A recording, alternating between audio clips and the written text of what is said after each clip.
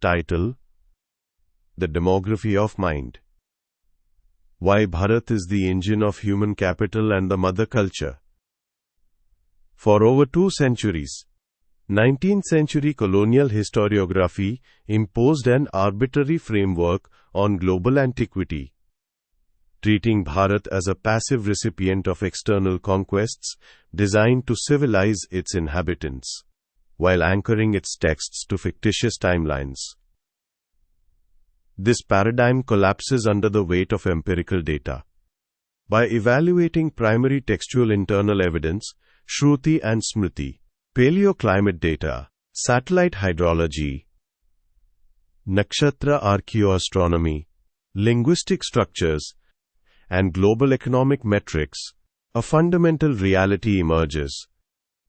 Bharat's fertile ecology created a demographic powerhouse that functioned as Afro-Eurasia's primary engine of human capital, mercantile wealth, and cultural radiation. Civilization is ultimately a function of carrying capacity. During the last glacial maximum, LGM, c. 26,00019, 000 BCE, the Earth's climate underwent severe environmental contraction, dividing the planet into distinct ecological zones. Northern Eurasia and North America, locked under kilometer-thick ice sheets, Laurentide and Fennoscandian, forcing severe population drops and extreme territorial displacement. The Southern Hemisphere, Sahul, Southern Africa, South America, free of massive continental ice sheets, but subject to severe interior aridity. Populations in Australia, Sahul, and Southern Africa were forced to contract into localized coastal refugia and exposed continental shelves as inland deserts expanded. Bharat, the universal refuge. Uniquely shielded by the Himalayan wall and fed by dual monsoon systems, Bharat retained its massive, unbroken riverine heartlands, Sapt Sindhu, Sohru Suhti, Ganga Yamuna. It maintained continuous alluvial soil replenishment and multi-crop carrying capacity, functioning as the central high-density ecological sanctuary of the ancient world. By the 4th millennium BCE, the Indus-Suhrusvoti region alone sustained an estimated 5+ million people, larger in population density and contiguous urban footprint than contemporary Egypt and Mesopotamia combined. A region of such demographic weight cannot be replaced or erased by small incoming pastoralist bands. Instead, incoming groups throughout history were absorbed into Bharat's local demographic base. 19th century European Indologists anchored the Rigveda to c. 1500 to 1200 BCE based on biblical creation assumptions. Primary internal textual markers expose this timeline as physically and geologically impossible. In the Rigveda, Mundalu 6.61, 7.95, 10.75, the river Sorusvati is celebrated as Naditama, the greatest of rivers, flowing Giribhya Samudrat, from the mountains all the way to the ocean. Satellite imagery, ISRO NASA, and Paleochannel core drilling prove that due to tectonic shifts diverting its glacier feeds, Yamuna and Sutlej, the Suhrusvati ceased to reach the ocean before 3000 BCE, drawing into inland pockets by 1900 BCE.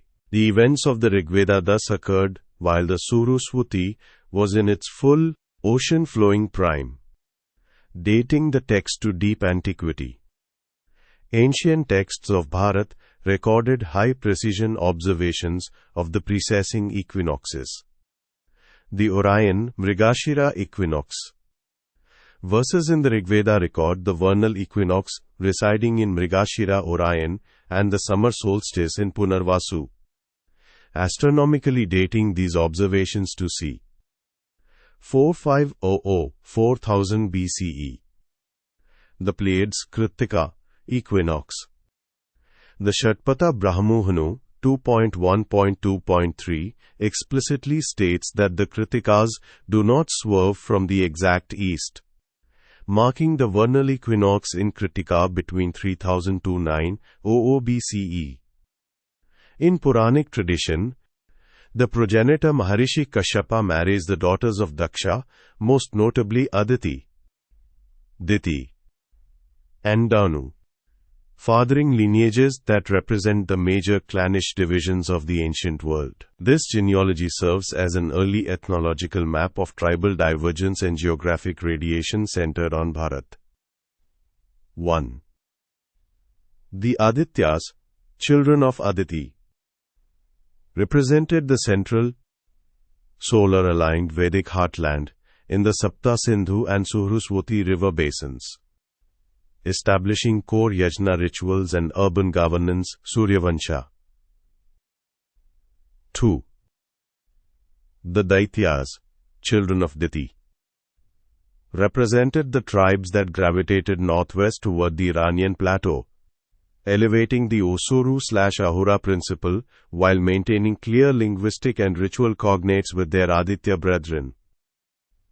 3. The Danavas, children of Danu, and the European river footprint.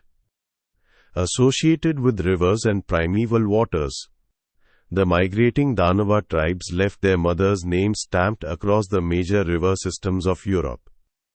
The Danube, Donau; Dnieper, Danapris; the Dniester, Danastris; and the Don.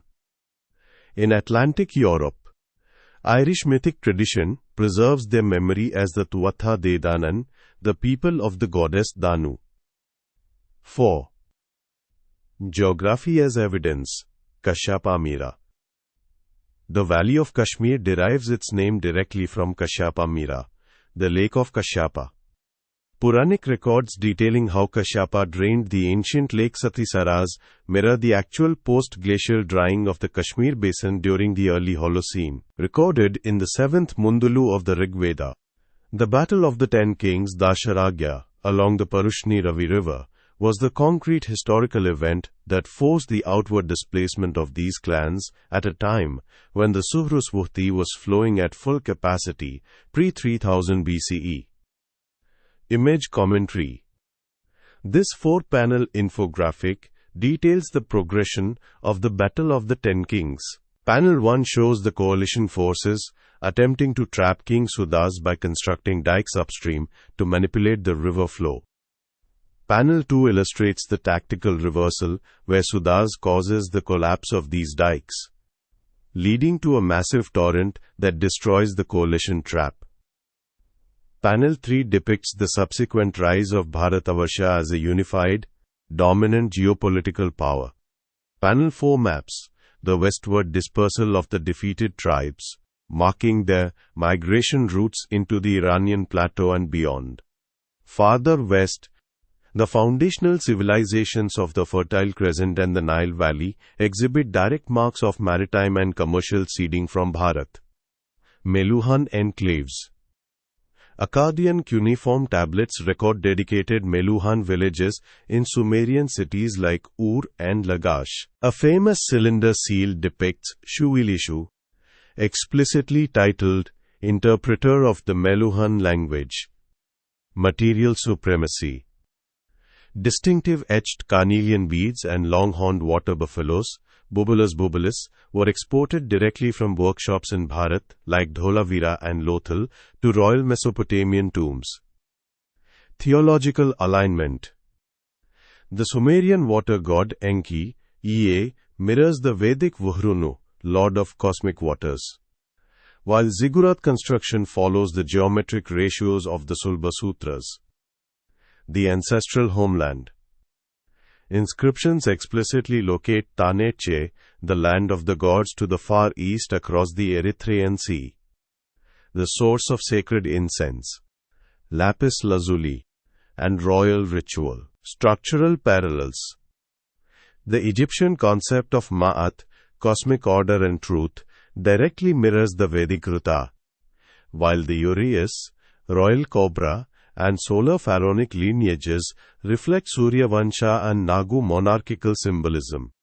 A critical component of ethnology within Bharat is the Nagas, a seafaring clan network centered in coastal and northeastern regions, Nagaland, coastal regions, and extending into Southeast Asia. Patalu as the antipodes. In ancient astronomical texts of Bharat, Surya Siddhanta, Patala is explicitly defined as the realm located at the exact opposite side of the globe from Bharat. The antipode is Mesoamerica and South America, the Nagu archetype in the Americas. Pre-Columbian Mesoamerica preserved striking cultural and structural alignments with the Vedic Nagu metrics of Bharat. The feathered serpent, Quetzalcoatl Kukulkan, mirrors Ananta Shesha Muchalinda, the divine, multi-headed, feathered cosmic serpent. Maya Danavu, the legendary Usuru Nago architect of subterranean cities, mirrors the name and monumental architecture of the Maya civilization. Patoli versus Pachisi. The ancient Mexican cross and circle board game Patoli is rules-wise and visually identical to the ancient game Pachisi. The discovery of the structural overlap between Sanskrit and European languages forced a rewrite of human history. Rather than an unrecorded ghost language, the physical record points to Sanskrit as the preserved custodian of a linguistic and spiritual matrix that radiated outward from Bharat. The closest living European relatives to Sanskrit are the Balto-Slavic languages, which preserve astounding vocabulary parity and an 8-case nominal system that serves as the blueprint for Latin and Greek. Dievas, Daivu. Deity. Ugnis, Ugni. Fire. Sunus, Sunu. Sun. Veras, Vera. Hero man. Indigenous European spiritual traditions shared the pantheon and cosmic worldview of Sanātana Dharma. European tradition, Vedic baseline, cognates, Slavic/Baltic, Porun Parkunas, Parjanya, Indra, thunder god battling chaos serpent, Norse/Germanic, Thor vat Odin, Indru Vayu. Thor's hammer mirrors the Vajra. Celtic/Druidic, Druid class, Brahmin class. 20-year oral memorization, belief in reincarnation. Greco-Roman, Zeus Postis Jupiter, Dios Pita, the sky father deity. Ritual fire offerings. Foreign powers did not march across the Hindu Kush or sail around the Cape of Good Hope to civilize Bharat. They came because it was the supreme manufacturing and economic engine of the planet, the global GDP giant. As historical economist Angus Maddison documented, Bharat produced between 28% and 33% of global GDP from antiquity through the medieval era, remaining larger than all of Western Europe combined until the mid-18th century. Industrial supremacy. Bharat was the world's primary exporter of high-value manufactured goods. Fine cotton textiles, muslins, calico, wood, steel, Damascus blades, zinc smelting technology, precious gems, Golconda diamonds, and spices. The driver of global exploration. From Roman gold draining into Bharat for luxuries, to Columbus seeking a direct sea route to bypass Ottoman tariffs, to the corporate extraction executed by the British East India Company. Global trade corridors were designed to access, tax, or control the manufacturing output of Bharat. Unlike Western empires that expanded through imperial conquest, forced conversion, or dogmatic indoctrination, the radiation of Bharat's culture was uniquely organic, peaceful, and entrepreneurial. At the core of Sanātana Dharma is the fundamental understanding that truth is multifaceted. ekam sut vipra bahudha vadanti. Because its worldview lacked the concept of a monopoly on salvation, ancient inhabitants of Bharat felt no compulsion to conquer lands, to convert others, or impose dogma. Instead, the global movement out of Bharat was propelled by an innate love of adventure, intellectual curiosity, and an unstoppable entrepreneurial spirit. Merchant guilds, shrenis, seafaring trade networks, manigramam, ayyavole, established trading enclaves across Southeast Asia, Central Asia, and the Mediterranean, establishing long-distance commerce purely through mutual economic benefit. Philosophical synthesis. Wherever scholars, monks, and navigators traveled, from the Silk Road oases to the courts of Southeast Asia, local populations voluntarily adopted the Sanskrit language, administrative frameworks, architecture, and spiritual concepts because of their inherent utility and sophistication, not under threat of the sword. Cultural pluralism. Bharat's global legacy is a testament to soft power at its zenith. An organic, decentralized radiation of trade, art, mathematics, and philosophy that enriched every host civilization it touched.